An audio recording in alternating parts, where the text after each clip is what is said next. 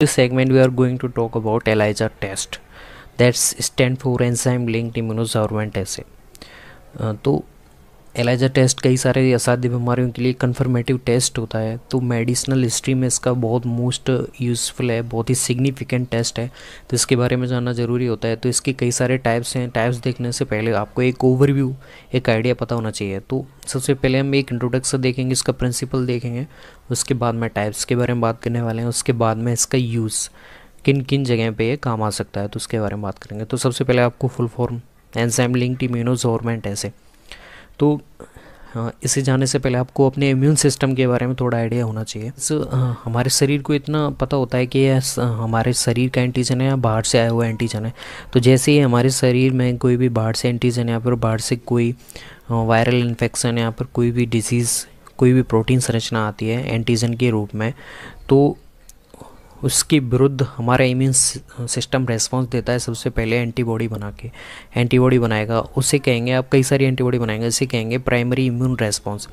तो at the time पे वही एंटीबॉडी हमारे शरीर में सुरक्षित हो जाती हैं और सेव कर ली जाती हैं। अब वापस इस एंटीजन को आने पे वही तुरंत एट द टाइम पे वही जो सेव की हुई एंटीबॉडी हैं वो आके इस वायरल इन्फेक्शन को रोक देती हैं। तो दोबारा में जो इन्फेक्शन को रोका है इसे बोलते हैं आप सेकेंडरी इम्यून रेस्पॉन्स, जो कि सुरक्षित थी पहले से एंटीबॉडी उनका यूज़ करके। तो ये दो इम्यून रेस्पॉन्स आपको पता होना चाहिए। हमारा शरीर का इम्यून सिस्टम बाहर से एंटीजन और अंदर वाले हमारे एंटीजन को पहचान सकता है। तो ये आइडिया है हमारे इम्यून सिस्टम का, क्योंकि एंटीजन और एंटीबॉडी रिएक्शन पे ही डिपेंड है पूरी टेक्निक। ठीक है, तो सबसे पहले इसके एक इंट्रोडक्शन देखते हैं। तो यहाँ पे जो आपको दिख रहा है इसे बोलते हैं माइक्रोटाइटर प्लेट, जिसमें 96 ये जो छोटे छोटे से आप देख रहे हो वेल बोलते हैं इसे, कुआ माइक्रोटाइटर वेल प्लेट में छोटे छोटे से 96 वेल वाली प्लेट होती है। इससे ज़्यादा वाली प्लेट हो सकती है, तो मोस्टली जो यूज़ होती है वो 96 वेल वाली यूज़ करते हैं। एलाइजा टेस्ट शुरू करने से पहले आपको कुछ आवश्यक सामग्री चाहिए होगी, उसके बारे में बात कर लेते हैं। तो जैसा कि हम देख सकते हैं माइक्रोटाइटर प्लेट है, इसमें एक वेल का लॉन्गिट्यूडनल सेक्शन लेते हैं, जैसे कि एक वेल है। तो जब इसमें एक लेयर की बात करूँ मैं, कोटिंग लेयर, तो कोटिंग लेयर इसका सबसे लोअर पार्ट होता है जहाँ पे आप एब्जॉर्ब करवाओगे कोई भी एंटीजन या फिर एंटीबॉडी। अब मैं एंटीजन की बात करूँ तो मैं एंटीजन ऐसे ड्रॉ करूँगा, एंटीबॉडी इस तरह से ड्रॉ करूँगा। तो यहाँ पे इस तरह से बाइंड होती है कि वह ड्रॉपर से यहाँ का सैंपल निकालने पर, यहाँ पर डालने पर बिल्कुल भी यहाँ से रिमूव नहीं होती है। तो कोटिंग लेयर यानी कि जहाँ पे एंटीजन और एंटीबॉडी बाइंड होंगी।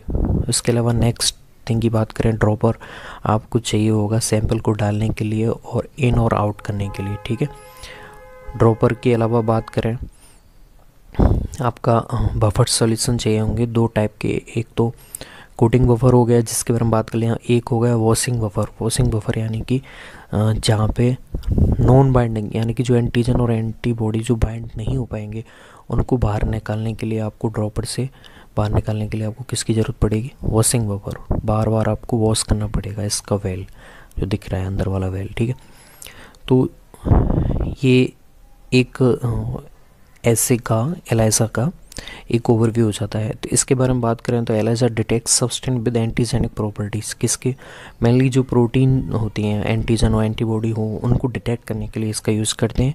Based on enzyme colour reaction, हमें पता कैसे चलता है, कलरफुल प्रोडक्ट बन के पॉजिटिव रिजल्ट आ जाता है, अगर नहीं बनता है तो नेगेटिव। तो इस तरह से हमें पता चल जाता है। ठीक है, प्रिंसिपल के बारे में बात करते हैं हम। तो प्रिंसिपल के बारे में बात करें, enzyme is use to detect the binding of antibody और एंटीजन। हम एंजाइम का यूज करते हैं क्यों, एंटीजन और एंटीबॉडी को बाइंड करने के लिए। ठीक है, उन्हें स्पेस प्रदान करने के लिए। ठीक है, और एंजाइम क्या करवाता है, कलरलेस प्रोडक्ट को कलरफुल प्रोडक्ट में चेंज करवाएगा। उसकी वजह से हमें इंडिकेट होगा कि एंटीजन और एंटीबॉडी आराम से बाइंड हो चुके हैं, स्ट्रांगली बाइंड है, इसीलिए वो कलर प्रदान कर रहे हैं। तो उनकी बाइंडिंग का एक सिग्निफिकेशन है, यहाँ पे आपको सिग्नल मिल रहा है कलरफुल प्रोडक्ट के द्वारा, तो इसका भी पता चलता है। It also can be use to detect presence of antigen और एंटीबॉडी। ठीक है, एंटीजन को भी डिटेक्ट कर सकता है, एंटीबॉडी को भी। तो इन दोनों के आधार पर ही आपके इसके टाइप मिलेंगे, डायरेक्ट और इनडायरेक्ट। तो ये इसका बेसिक प्रिंसिपल है। टाइप्स के बारे में बात करें तो मोस्टली 2 टाइप्स आपको देखने को मिलेंगे, डायरेक्ट एलाइसा और इनडायरेक्ट एलाइसा, ठीक है। डायरेक्ट एलाइसा का ही एक अनदर टाइप है सैंडविच टाइप, सैंडविच टाइप, ठीक है। तो यहाँ पे आप जब आगे पढ़ोगे तो उसमें एंटीबॉडी के अकॉर्डिंग डिफरेंशिएट ही होता है, बस तो इतना ही डिफरेंट होता है डायरेक्ट और इनडायरेक्ट में, ठीक है। और सैंडविच और डायरेक्ट में क्या फ़र्क होता है, इनका पैटर्न, जुड़ने का पैटर्न, एंटीबॉडी का जुड़ने का पैटर्न, तो उसके बारे में थोड़ा देख लेते हैं, ठीक है। तो सबसे पहले डायरेक्ट एलाइसा देखते हैं। जैसे मैंने बताया था, antibody is absorbed on to microtiter plate, ठीक है। अब यहाँ पे हमने जो कोटिंग लेयर थी हमारी, उस पर कौन एब्जॉर्ब करवा दिया है, एंटीबॉडी एब्जॉर्ब करवा दिया है। तो जो सबसे पहले एब्जॉर्ब होता है उसके जस्ट अपोजिट वो डिटेक्ट करता है, यानी कि यह कौन सा टेस्ट एंटीजन को डिटेक्ट करेगा यह टेस्ट। तो डायरेक्ट एलाइजा टेस्ट है वो एंटीजन को डिटेक्ट करता है, क्योंकि हमने यहाँ पे एंटीबॉडी लिए हैं, ठीक है। अब जैसा कि जाहिर सी बात है, अगर HIV वायरस आता है तो शरीर में HIV एंटीजन प्रवेश कर रहा है, तो इसके विरुद्ध में आपको कौन सी एंटीबॉडी प्राप्त होंगी, HIV एंटीबॉडी। तो न एंटीबॉडी के प्रेजेंट के लिए आप क्या करोगे, आर्टिफिशियल एंटीबॉडी हैं, आपको एंटीजन देखना है हमारे शरीर में HIV एंटीजन आया है कि नहीं, ठीक है। HIV एंटीबॉडी उसमें देखेंगे, किस में, इनडायरेक्ट में। अभी डायरेक्ट की बात करें तो हमें एंटीजन पहचानना है, तो एंटीजन को पहचानने के लिए आपको एंटीबॉडी देनी पड़ेंगी। तो एंटीबॉडी लेबोरेटरी में आपको प्रोटीनी संरचना पता है, उसकी पॉलीपेप्टाइड चेन पता है, तो यहाँ पे आप बनी हुई जो एंटीबॉडी हैं उन्हें आप कोटिंग लेयर पे एब्जॉर्ब करवाते हो। उसके बाद में आप जो सीरम डालोगे, किसके द्वारा, ड्रॉपर के द्वारा, जिसमें आपके क्या हैं, एंटीजन हो सकते हैं। अभी देख रहे हैं हम HIV है कि नहीं, यानी कि पॉजिटिव है या नेगेटिव है, ठीक है। तो यहाँ पे add serum to test for antigen, हमने यहाँ पे 2 सैंपल डाल दिए हैं, एक ये वाला बेल में, इस वाले बेल में, ठीक है। तो दोनों ही एंटीजन है। तो मैंने बताया था एंटीजन की स्ट्रक्चर इस तरह से बताऊंगा, इस तरह से भी हो सकती है, एंटीबॉडी बाई स्ट्रक्चर की। तो ये डिफ्रेंशिएट आपको पता होना चाहिए, जिससे प्रॉब्लम नहीं होगी समझने में। तो specific antigen binds if it's contain, ठीक है। अब एंटीजन एंटीबॉडी एक दूसरे के लिए specific, they are both specific to each other, यानी कि HIV एंटीजन है वो HIV एंटीबॉडी से ही जाके अटैच होगा, किसी दूसरी एंटीबॉडी से अटैच नहीं होगा। तो यही हमारा आधार होता है कलरफुल प्रोडक्ट देने का और हमारे LIG टेस्ट को पॉजिटिव और नेगेटिव कन्फर्मेटरी बताने का। तो यहाँ पे आपने डाल दिया है, ठीक है, यहाँ पे मिक्स कर दिया है। तो नेक्स्ट स्टेप में देखते हैं, जैसा कि हमने देखा था, हमने 4 एंटीजन थे हमारे सबसे पहले ड्रॉपर में, तो यहाँ पे 3 एंटीबॉडी हमने सरफेस लेयर पे थी, तो यहाँ पे एक अनबाइंडिंग रह जाएगा, बाकी के 3 यहाँ पे बाइंड हो जाएंगे, ठीक है। इसी तरह यहाँ पे भी सारे, इसमें कोई भी बाइंड नहीं हुआ है, यानी कि इसमें नेगेटिव टेस्ट दिखाएगा सबसे बाद में, क्योंकि ये है HIV का एंटीजन है ही नहीं तो बाइंड हो जाता है यहाँ पे, क्योंकि यहाँ पे जो एंटीबॉडी डाली है वो HIV के लिए है एज ए गैस, ठीक है। तो remove test fluid and unbound antigen, तो मैंने जैसे पहले बताया था, जो भी अनबाउंड एंटीजन रह जाते हैं उन्हें आपको वॉशिंग स्टेप के द्वारा, वॉशिंग बफर के द्वारा बार बार ड्रॉपर के द्वारा निकालना पड़ता है। आप यहाँ पे ड्रॉपर लोगे और इसे अनबाउंड के यहाँ पे निकाल दोगे।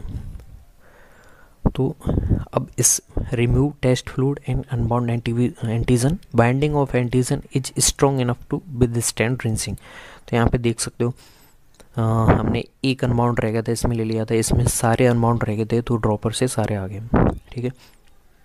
तो अब इसमें हमने पूरा जो सैंपल था वो खाली कर दिया है।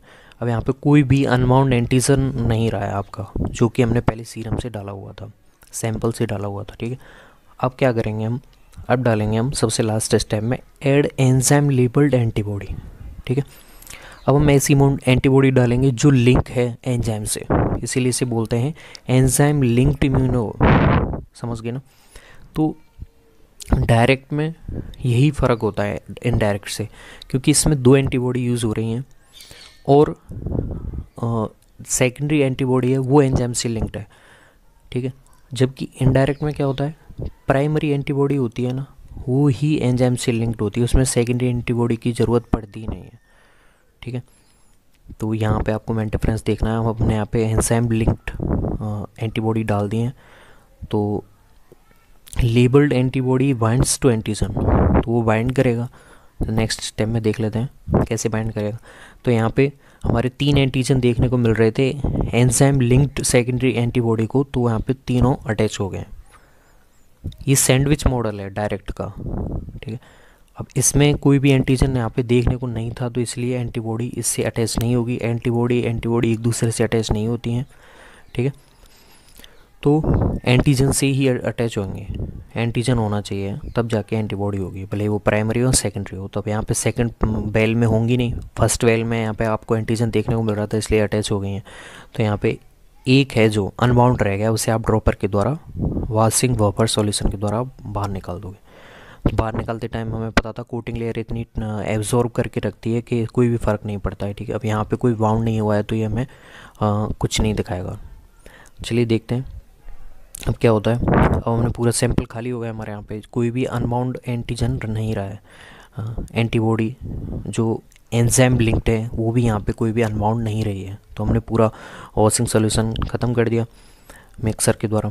तो वो sample to remove unbound antibodies, तो हमने सारी एंटीबॉडी अनबाउंड है जो वो बाहर निकाल दी हैं। अब देखते हैं क्या होता है। अब हम क्या करेंगे, सबस्ट्रेट डालेंगे, जैसा मैंने पहले कहा था क्रोमोजेनिक सबस्ट्रेट, ठीक है। तो यहाँ पे आपने डाला क्रोमोजेनिक सबस्ट्रेट, यहाँ इसमें थोड़ा चेंज कर दिया है मॉडल, मैं बाद में बता दूंगा। तो यहाँ पे एक जगह नेगेटिव दिखा रहा है, ठीक है। क्यों दिखा रहा है, क्योंकि हमने देखा था सेकंड वेल में वो कोई भी एंटीबॉडी से कोई भी एंटीजन बाउंड नहीं हुआ था, इसलिए नेगेटिव दिखाया गया, यानी कि कोई कलर चेंज नहीं होगा। जबकि फर्स्ट वेल में कलर चेंज होगा, यानी कि पॉजिटिव है, ठीक है। सबस्ट्रेट होगा जो क्रोमोजेनिक सबस्ट्रेट, यहाँ पे आप मिक्स ड्रॉपर के द्वारा जैसे ही डालोगे उसका कलर चेंज हो जाएगा वेल का। तो जैसे ही वेल का चेंज हो गया तो आपको पता चल जाएगा कि हमारे सैंपल में एंटीजन है, यानी कि पॉजिटिव है। और अगर कलर चेंज नहीं होता है तो ये नेगेटिव है, यानी कि कोई भी एंटीजन नहीं है, इसीलिए तो यहाँ पे अटैच नहीं हुआ है। सेकेंडरी एंटीबॉडी भी अटैच नहीं हुई है। अब तो गैस यहाँ पे आपको पैटर्न थोड़ा डिफरेंट होगा डायरेक्ट और सैंडविच का। अभी इनडायरेक्ट की बात करें तो इनडायरेक्ट में क्या होता है उसके भी देख लेते हैं थोड़ा सा, मैं आपको बता देता हूँ। जैसे ये कोटिंग लेयर है वेल की, यहाँ पे कोई एंटीजन आया हुआ है, यहाँ पे आप एंटीजन एब्जॉर्ब करवा दोगे, यानी कि आपने एंटीजन डाला हुआ है। अब आपको सीरम जो सैंपल है उसमें पता करना है कि हमारे में एंटीबॉडी है कि नहीं। तो यहाँ पे आपने एब्जॉर्ब क्या करवाया, एंटीजन, तो ये किसका डिटेक्ट करने के लिए है टेस्ट, एंटीबॉडी को डिटेक्ट करने के लिए, जस्ट अपोजिट। तो आपने यहाँ पे ड्रॉपर से एंटीबॉडी डाल दी, तो वो प्राइमरी एंटीबॉडी होंगे ना, वो ही एंजाइम से लिंक्ड होंगे, ठीक है। तो अब इसके बाद में एंजाइम से लिंक्ड होंगे, ये दोनों स्पेसिफिक हैं। अगर उसी रोग का अगर एंटीबॉडी है तो यहाँ पे इस पे अटैच हो जाएगा। उसके बाद में जब आप सैंपल डालोगे, आपका सबस्ट्रेट डालोगे, क्रोमोजेनिक सबस्ट्रेट डालोगे, तो वो कलर चेंज हो जाएगा, तो आपको पॉजिटिव रिजल्ट प्राप्त हो जाएगा। तो यहाँ पे आप देख सकते हो हमने प्राइमरी एंटीबॉडी यूज़ की है, जबकि यहाँ पे 2 एंटीबॉडी यूज़ की है डायरेक्ट में। ये डायरेक्ट है जबकि ये इनडायरेक्ट है। यहाँ पे आप देख सकते हो यहाँ पे एक ही एंटीबॉडी यूज़ की है, प्राइमरी एंटीबॉडी, जो कि एंजाइम से लिंक है, जबकि इसमें सेकेंडरी जो एंटीबॉडी है वो एंजाइम से लिंक्ड है, और इसमें 2 एंटीबॉडी यूज हुई हैं। तो ये आपको मेन डिफरेंस है, वो याद रखना है बस। हाँ तो गैस ये हमने डायरेक्ट और इनडायरेक्ट देख लिया। इनडायरेक्ट का मोस्टली यूज होता है वो HIV डिटेक्ट करने के लिए भी होता है, ठीक है। HIV के लिए सबसे ज़्यादा इनडायरेक्ट का यूज़ करते हैं, तो ये आपको याद रखना है। इसे सैंडविच मॉडल क्यों कहते हैं, क्योंकि एंटीजन यहाँ पे आपके जैसे ब्रेड बनाते टाइम 2 ब्रेड के बीच में उसका मटेरियल टमाटर वगैरह जो डालते हैं, सब्जी वगैरह, वो बीच में, तो यहाँ पे ये एंटीजन है, ये सेकेंडरी एंटीबॉडी है, प्राइमरी एंटीबॉडी है, इसीलिए इसे सैंडविच मॉडल भी बोल सकते हो आप, ठीक है। तो अब एक चीज़ देख लेते हैं, जैसे ये इमोबिलाइज एंटीजन वर्सेस सैंडविच है। तो इमोबिलाइज एंटीजन किसे डिटेक्ट करने के लिए है, एंटीबॉडी डिटेक्ट करने के लिए। तो जैसा कि आप देख सकते हो ये इनडायरेक्ट मेथड है, और ये सैंडविच एलाइजा मेथड है जो वो एंटीजन को डिटेक्ट करने के लिए। क्योंकि यहाँ पे हमने कौन सी एंटीबॉडी डिटेक्ट, वो कोटिंग लेयर पे कौन सबसे पहले ऑब्जर्व करवाया, एंटीबॉडी, उसके जस्ट अपोजिट यहाँ पे एंटीजन को डिटेक्ट करेगा। तो ये आपको याद रखना है। एप्लीकेशंस की बात करें तो क्या हो सकती है, देखो medical to detect presence of antibody in patient. HIV test में वेस्ट नील वायरस को डिटेक्ट करने के लिए भी इसका यूज़ होता है। एंटीजन और एंटीबॉडी दोनों को डिटेक्ट करने के लिए होता है। Detection of potential allergen in food, तो मेडिकल जो किट हैं मार्केट में वो एग्स और पीनट के लिए अवेलेबल हैं, उनकी एलर्जी को आप आराम से एलाइजा टेस्ट के द्वारा आराम से पता कर सकते हो। तो उसके अलावा ड्रग टेस्ट है, एथलीट्स में ड्रग टेस्ट का भी इससे आप पता लगा सकते हो। हाई मटेरियल कॉस्ट, यानी कि जो मुद्राएं हैं वो सही हैं कि नहीं, उनके क्लैरिफिकेशन के लिए भी आप इसका यूज कर सकते हो। तो ये पूरा एलाइजा है, और सैंडविच एलाइजा के बारे में हम आगे और डिस्कस कर लेंगे एक्स्ट्रा वीडियो में। तो आपको एक चीज़ तो पता चल गई होगी डायरेक्ट और इनडायरेक्ट में डिफरेंसेस की। तो इनमें मोस्टली जो डिफरेंट होता है वो केवल एंटीबॉडीज़ का ही होता है। इसमें एक एंटीबॉडी होती है, इसमें 2 एंटीबॉडी होंगी। जो सेकेंडरी एंटीबॉडी होगी वो एंजाइम से लिंक्ड होगी, जबकि इसमें पहली एंटीबॉडी होती है वो ही एंजाइम से लिंक्ड होती है, एक तरह से लिगेंड की तरह काम करती है। तो ये मेथड है। बाकी